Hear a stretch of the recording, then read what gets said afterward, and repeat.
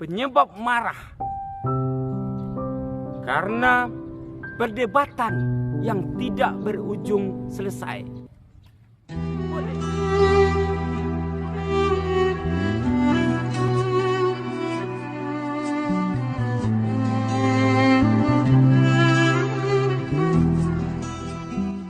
Assalamualaikum warahmatullahi wabarakatuh.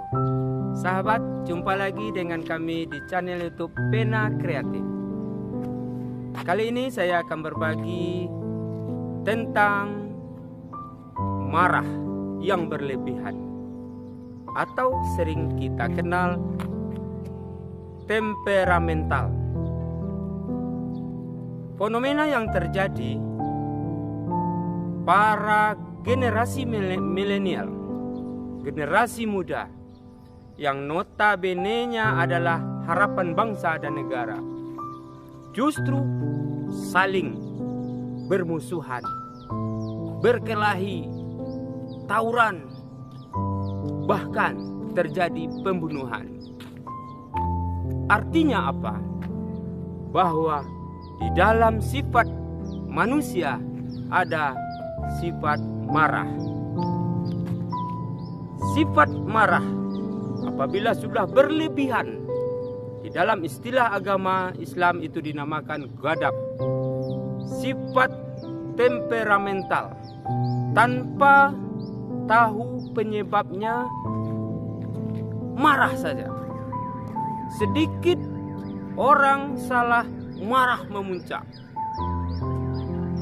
Sedikit orang berbuat yang tidak sesuai dengan keinginan, marah. Sahabat, kenapa terjadi ini? Padahal di dalam diri manusia, sifat marah ini naluri, alamiah sifatnya. Hal yang wajar, tetapi kalau sudah temperamental, berlebihan, inilah yang berbahaya. Penyebabnya, pertama, karena kelelahan.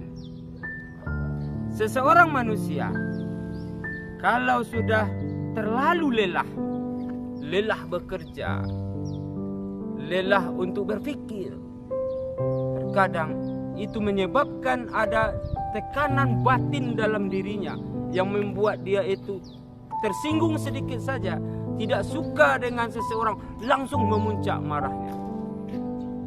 Kelelahan. Yang kedua,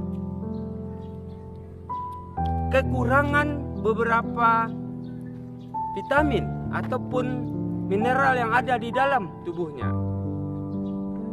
Seseorang yang apabila ada di dalam badannya terkandung kurang vitamin misalnya, atau zat-zat yang diperlukan, maka itu bisa memuncak sakit yang menyebabkan asam lambungnya naik. Kekurangan vitamin C misalnya, sakit gigi. Kalau ada orang yang berbuat tidak sesuai dengan keinginannya, sedikit saja marah. Kenapa? Karena ada faktor di dalam tubuhnya itu kekurangan beberapa zat yang diperlukan. Itu dua hal dari hal penyebab secara fisik. Secara psikis atau non fisik, seseorang itu bisa marah itu karena ujub, sombong, tinggi hati. Dia membanggakan kekayaannya, dia membanggakan jabatannya, dia membanggakan kehebatan dirinya, sementara orang lain tidak menanggapinya. Orang lain cuek, sementara dia sudah berapi-api mengemukakan kehebatannya. Nah, di situ timbul emosi dalam dirinya, marah. Dia tidak suka dengan orang itu. Yang kedua, secara psikis, penyebab marah karena perdebatan yang tidak berujung selesai. Boleh kita berdebat, boleh kita adu argumen, tetapi kalau sudah berlebihan dan secara logika argumen kita tidak diterima orang lain, kita timbul gejolak, marah, benci. Yang ketiga, karena senda gurau yang berlebihan. Seseorang berteman, bergurau, bercengkrama secara berlebihan, yang terkadang mungkin gurauannya itu membuat hati orang panas, timbul marah. Yang keempat, karena seseorang itu di samping dia untuk bercanda yang berlebihan, ya barangkali karena penyebabnya adalah faktor dalam dirinya ada keturunan sifat penyakit yang mungkin ini adalah semacam darah tinggi atau hipertensi. Saudara, sahabat milenial, generasi harapan bangsa, dari faktor-faktor penyebab tadi kita bisa introspeksi diri kita.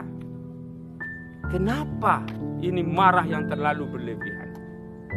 Ada 3 sifat temperamental atau sifat marah dikategorikan. 1, ada istilah golongan marah yang terlalu berlebihan atau kita kenal dengan ifrat.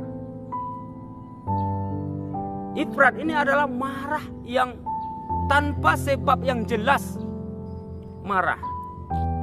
Yang kedua, ada namanya tafrit, orang yang tidak pernah marah sama sekali. Walaupun dirinya dihina, walaupun dirinya disakiti, walaupun keluarganya dihina oleh orang, dia tetap tidak bisa menunjukkan marah.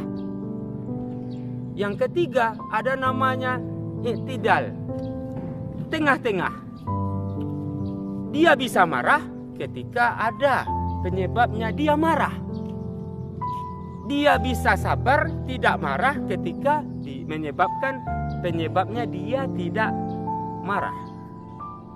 Yang ketiga ini adalah yang proporsional. Ada kalanya marah, ada kalanya dia tidak menunjukkan reaksi marah. Sahabat milenial, kalau marah yang sudah berlebihan ini, yang berujung kepada sakit kepada orang, yang membuat orang terzalimi, yang membuat kekacauan, anarkis ujung-ujungnya, inilah yang harus kita hindari. Dalam ajaran Islam, Rasulullah mengatakan bahwa marah itu adalah dari setan. Setan itu dari api. Api bisa dipadamkan dengan air. Makanya salah satu untuk mencegah atau mengendalikan, memanage marah itu adalah dengan air, yaitu berwuduk. Yang kedua, dengan membaca ta'awuz, membaca a'udzubillahi minasyaitonirrajim, berlindung kita dari godaan setan yang terkutuk. Yang ketiga, pindah posisi. Ketika kita marah, sedang berdiri, kita duduk. Masih marah juga kita, tidak senang juga lihat orang itu, kita berbaring. Masih juga, ya ambillah air uduk.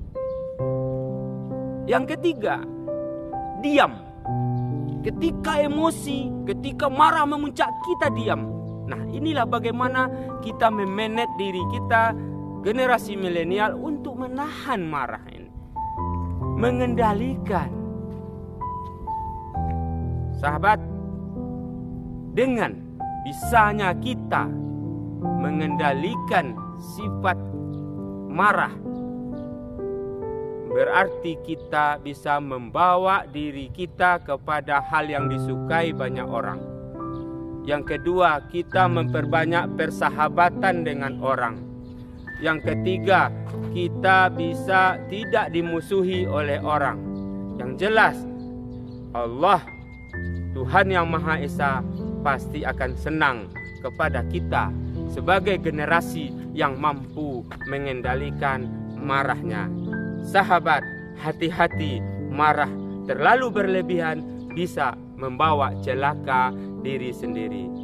Demikian yang dapat saya sampaikan dalam kali ini. Saya akhiri.